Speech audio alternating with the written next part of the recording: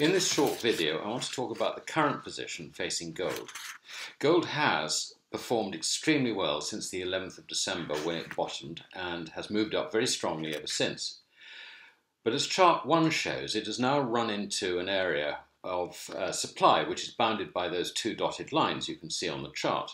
It's gone straight through up to the top of it, and normally a technical analyst would expect it to do a bit more work within that region before it would have enough of a base to move ahead from there. The move in gold, however, has more to do with the dollar than anything else. The dollar has been immensely weak, and you can see this by looking at the next chart, which shows gold priced in the four major currencies, and you can see that the dollar has weakened most. In other words, the price of gold in the dollar has moved up most since that December low.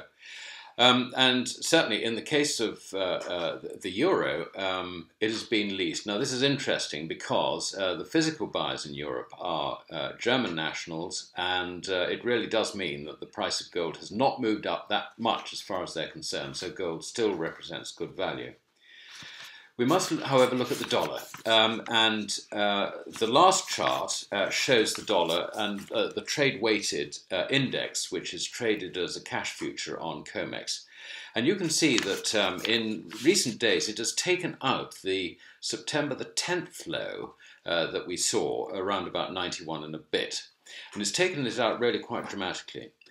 The dollar has now become very, very oversold, and that is against commodities, as we've seen with gold, for example, which is a money commodity, and also against silver, iron ore, nickel, copper, all those other raw materials.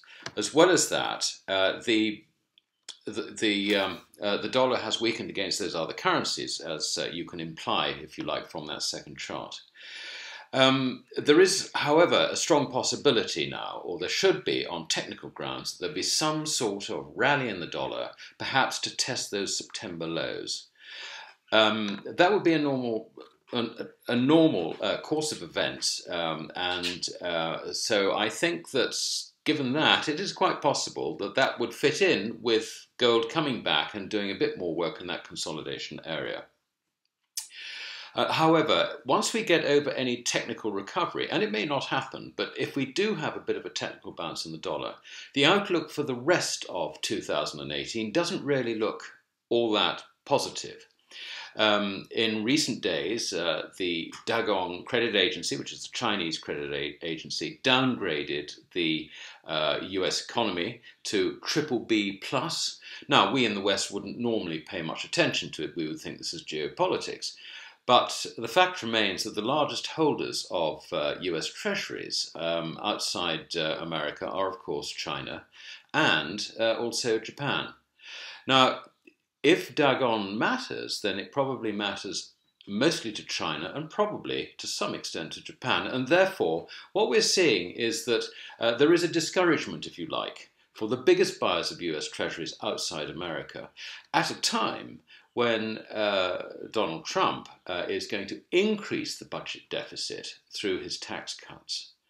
So we can see that the potential, I think, for a fall in the dollar after a technical rally is still very much there. As well as that, as time progresses over the next 2 or 3 years, China plans to make massive investments in connection with its Silk Road project. Now, what that's going to mean is that international holders of assets are going to have to liquidate dollar holdings in order to invest in those infrastructure projects. So really, I think that where we are today, the outlook for the dollar really doesn't look all that good. And of course, the other side of that, which will interest many of our viewers, is the price of gold. And if the dollar is going to be weak, then the price of gold, certainly measured in terms of dollars, is likely to be considerably better. And it is also quite possible that by destabilizing the reserve currency, the world's reserve currency, that the price of gold will start rising in the other currencies as well.